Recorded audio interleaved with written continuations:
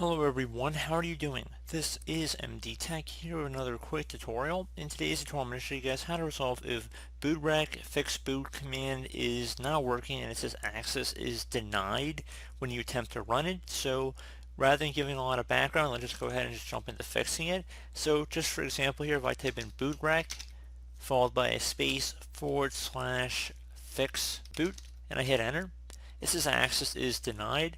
So you want to go type in boot, BOOTSECT, then you want to do a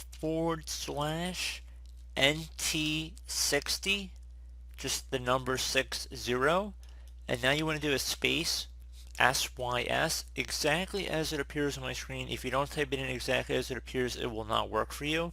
So again, boot SECT /NT60, and now you want to do a space SYS, hit enter on your keyboard.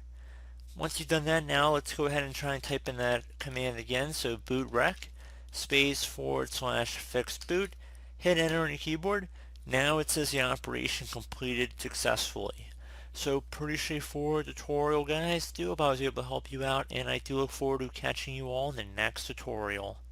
Goodbye.